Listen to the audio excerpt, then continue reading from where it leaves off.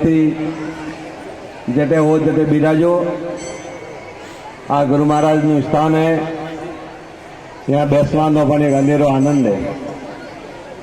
तपोभूमि रविधाम। बोलो सियावर रामचंद्र भगवान की। जोर से जय बोलो। बोलो रूपरीनंद जी महाराज की। बोले श्री सुल्तानंद जी महाराज की। बोले श्री प्रेमानंद जी महाराज की। बोले श्री शंकरानंद जी महाराज की। बोले श्री शिवानंद जी महाराज की।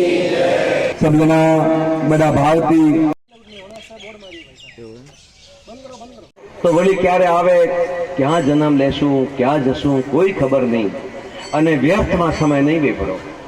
મારો આપને મૂળ સંદેશ છે સમાજને અને ગુરુ ભક્તોને। સમય બહુ કિંમતી છે, આપની પાસે લિમિટ બાંધેલી છે। 60 વર્ષ તો 60 વર્ષ, 60 વર્ષથી એક દિવસ કે એક કલાક, એક મિનિટ કે સેકન્ડ પણ ઉપર તમે ન લઈ શકો। તમે પરમાત્માના ઘરથી ટાઈમ લિમિટ લઈને આવ્યા છો, એટલે ફાલતુની વાતોમાં, ફાલતુની જોડમાં, ફાલતુની ઝંઝટોમાં અને વ્યર્થની વાતોમાં સમય પસાર કરીને પોતાના જીવનને ગુમાવો નહીં। તમે જ્યારે હોસ્પિટલમાં સૂતા હશો, મરણ પથારીએ સૂતા હશો, છેલ્લે એ દિવસે તમને કોઈ કામ નહીં લાગે। કેટલા દિવસ જીવનને વ્યર્થમાં કાઢ્યો એ તમારું જીવન ચૂકી જશે અને તમારે ચૂકી જશે અને એ જીવનને પછી તમે યાદ કરો તો યાદ કરીને પસ્તાશો, યાદ કરીને પસ્તાશો। એક નાનકડો પ્રસંગ છે, એ મારી વાતને આપને સમજાવવા માંગુ છું। એકવાર ભગવાન ગૌતમ બુદ્ધ ચાતુર્માસમાં હતા, જેતવદમાં વિહાર કરી રહ્યા હતા અને પોતે પોતાના શિષ્યને હાથે, હજારો શિષ્યોને હાથે ચાતુર્માસ કીધો હતો। રાત્રે ભગવાન ઉઠ્યા એટલે કંઈ કે રૂમની અંદર ગપસપ વાત ચાલે। રાત્રે 12-1 વાગે વાત ચાલે, ગપચપ એટલે ભગવાને કોણ મળ્યો કે શું આટલી રાત્રે, અડધી રાત્રે શું થઈ રહ્યું છે એમ। એટલે જઈને બારીમાંથી પોતે બારી પાસે જાય, જોએ એટલે પોતાના જે શિષ્યો હોય, મોટા શિષ્યો, મહાકાશ્યપ જેવા, પૂર્ણ કાશ્યપ જેવા, બોધિધર્મ જેવા, મદગલયન જેવા, સારીપુત્ર જેવા, રેવત જેવા, સુબોધિ જેવા, આનંદ જેવા, એવા મહાન મોટા શિષ્યો ભગવાનના વાતો કરી રહ્યા છે। ભગવાનને સાંભળીને ખૂબ દુઃખ થયું અને શિષ્યોને સમારમાં બોલાયા। હવે શિષ્યો વાતો શું કરતા હતા, જેમ આપણે સંસારી કરીએ તમે, વાતો એ કરતા હતા કે ફલાણા ગામનો રાજા બહુ સારો છે, ત્યાં જાઓ ને એટલે બહુ દિલાવર રાજા છે, એટલે આપણે ક્યારેક ભિક્ષા લેવા જવાનું હોય ને તો પેલા દેશમાં જવાનું, પછી બીજો કે હું રાજા છે ત્યાં, હા અમારા ફલાણા ગામની જે રાજ્યની મહારાણી જોઈએ ને તો બહુ દાતાર છે, સોનાનું પાત્ર આપે, એમ કે ભિક્ષા આપે ને સોનાનું પાત્ર આપે। પછી ત્રીજો વાત કરે, ત્યાં તો કે રાણી તો સારી છે પણ કે રસ્તા ખરાબ છે, રસ્તામાં કાંટા ને ખાજરા ગણાય। તો કે તારે રાજાને ક્યાં મતલબ ઓટે કે તારે રાજા એટલો સારો છે તો ત્યાં જાઓ તો એમ કે વચ્ચે પાણી પીવાનું નથી આવતું, કોઈ સારો સ્વચ્છ સરોવર નથી આવતો, એટલે કોઈ પાણી નહીં, કોઈ લુગડા નહીં, કોઈ રાજા નહીં, કોઈ રાણી નહીં, એવી રીતના બધા વાતો કરતા હતા। ભગવાનને ખૂબ દુઃખ થયું। ભગવાનને થયું કે આ સંન્યાસીઓ ઘરથી પરમાત્મા પ્રાપ્તિ માટે આવ્યા છે અને બધા રાજકુમારો હતા।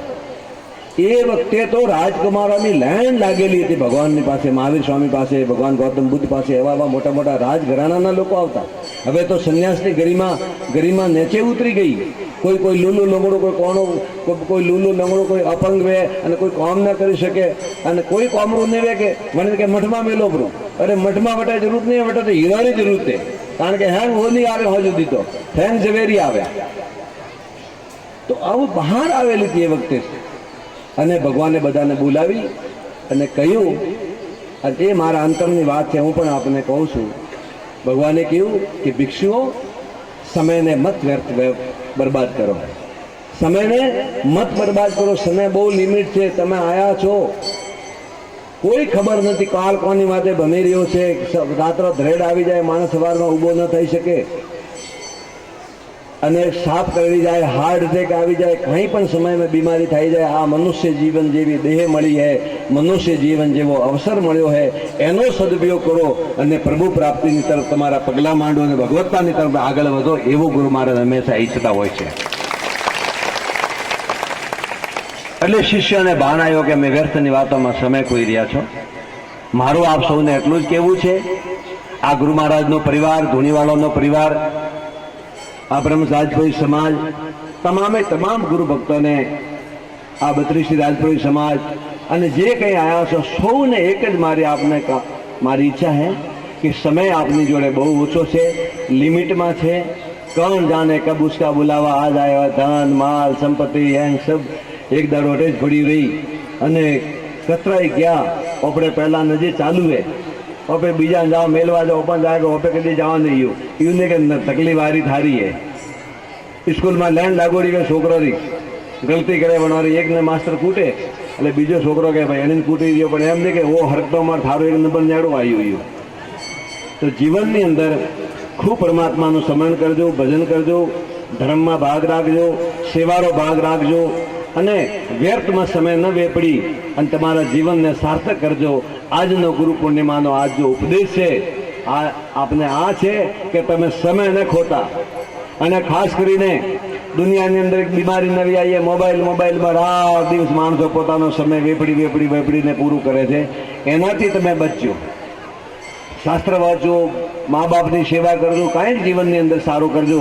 અને મનક જમારે આયા હે તો કંઈ ને કંઈ પ્રાપ્તિ કરીને જાજો. એમરાન ખાલી જાતા નહીં, મૂળ વાત આ હે, લેન જાજો.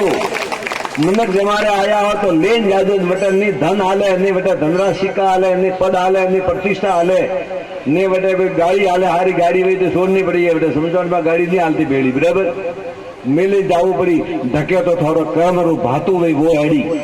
थे जो पुण्य कीधु वही, थे परमार्थ कीधु वही, दान कीधु वही, पुण्य कीधु वही, सेवा कीधी वही. અને જે કંઈ પુણ્યનું કાર્ય કર્યું હોય વો થોડું ભાતું હોય, વણ ભાતારા આધારમાંથી આગળ વધવું પડશે.